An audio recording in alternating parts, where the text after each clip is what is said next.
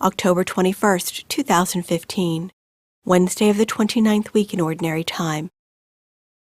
A reading from the letter of St. Paul to the Romans. Brothers and sisters, sin must not reign over your mortal bodies, so that you obey their desires. And do not present the parts of your bodies to sin as weapons for wickedness, but present yourselves to God as raised from the dead to life, and the parts of your bodies to God as weapons for righteousness. For sin is not to have any power over you, since you are not under the law but under grace. What then?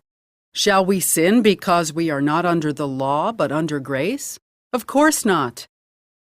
Do you not know that if you present yourselves to someone as obedient slaves, you are slaves of the one you obey, either of sin, which leads to death, or of obedience, which leads to righteousness? But thanks be to God that, although you were once slaves of sin, you have become obedient from the heart to the pattern of teaching to which you were entrusted. Freed from sin, you have become slaves of righteousness. The word of the Lord. The responsorial psalm. The response is, "Our help is in the name of the Lord." Had not the Lord been with us, let Israel say, had not the Lord been with us, when men rose up against us? Then would they have swallowed us alive, when their fury was inflamed against us. Our help is in the name of the Lord. Then would the waters have overwhelmed us, the torrent would have swept over us. Over us then would have swept the raging waters. Blessed be the Lord, who did not leave us a prey to their teeth. Our help is in the name of the Lord. We were rescued like a bird from the fowler's snare. Broken was the snare, and we were freed. Our help is in the name of the Lord, who made heaven and earth. Our help is in the name of the Lord.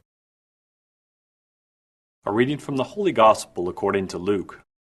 Jesus said to his disciples, "Be sure of this, if the master of the house had known the hour when the thief was coming, he would not have let his house be broken into. You also must be prepared, for in an hour you do not expect, the Son of Man will come." Then Peter said, "Lord, is this parable meant for us or for everyone?" And the Lord replied, "Who then is the faithful and prudent steward, whom the master will put in charge of his servants, to distribute the food allowance at the proper time? Blessed is that servant whom his master on arrival finds doing so. Truly I say to you, he will put him in charge of all his property. But if that servant says to himself, 'My master is delayed in coming,' and begins to beat the men servants and the maid servants, to eat and drink and get drunk, then that servant's master will come on an unexpected day and at an unknown hour, and will punish the servant severely, and assign him a place with the unfaithful. That servant who knew his master's will, but did not make preparations nor act in accord with his will, shall be beaten severely. And the servant who was ignorant of his master's will, but acted in a way deserving of a severe beating, shall be beaten only lightly. Much will be required of the person entrusted with much, and still more will be demanded of the person entrusted with more." The Gospel of the Lord.